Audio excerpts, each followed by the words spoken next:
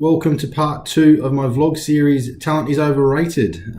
This, as mentioned in the first part, this second part is to discuss some techniques we can apply to taking us from average performance to high performance. However, before we go through those, I'd like to just make the main point. The road to becoming a high performer isn't fun. It is a lot of hard work, and you really need to question if you're up for it or not. If you are, great, let's crack on. So the first thing we need to look at is something called deliberate practice. Now, it's no secret that 1,000 hours of practice will take us to a higher level than 100 hours of practice. However, it's not just about what we practice, it's about how we practice. For instance, a good golfer won't just go out to the driving range and smack 100 balls with the driver. They will structure a training program, a practice program. They'll swing the golf club 100 times without hitting the ball. They'll practice not only the things that they come across regularly in their game, they'll practice the things that they rarely come across. They're always prepared for every scenario. So the second thing we need to discuss is being mentored. We're quite often managed from a distance, i.e. Monthly, quarterly, sometimes annually. It's not enough. To take us to the next level, we really need to be mentored closely on a daily basis even. The things that we do regularly, that we've been doing for a long time, we do them because we're comfortable, we're in our comfort zone. A high performer will actually push themselves out of that comfort zone, take the advice from their coach, look at things that they've done well and do more of it, look at the things they don't do so well.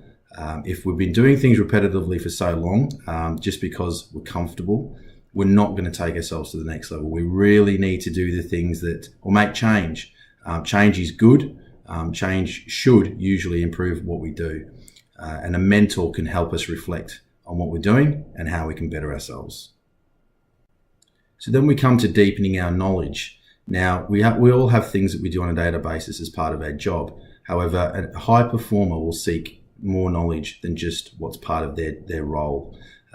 Understanding where the founding partners of the company they work for have come from, the decisions they made in founding the company, the business plan, the vision, the whole commercial reality of the business. Then they'll look outside of that. They'll look at customers, they'll look at suppliers, they'll look at the whole industry and the function of all of those service providers, those businesses.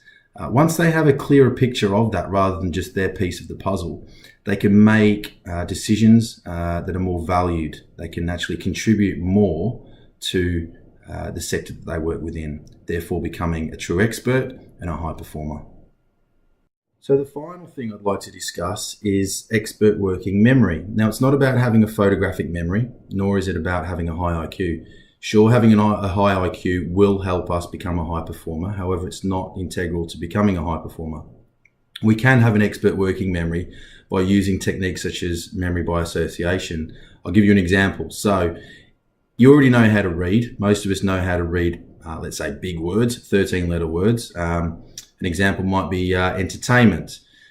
If I was to show you the word entertainment for 1 second, if you hadn't already learned how to read, spent 5 to 10 years in learning how to read those words, you'd probably only be able to remember, say, 4, 5, 6 of those letters in a row. However, because you've already learned how to read, you can recite that word back. You can remember all of the 13 letters because you know how to spell it, and you can probably, given a moment, you could probably read it backwards.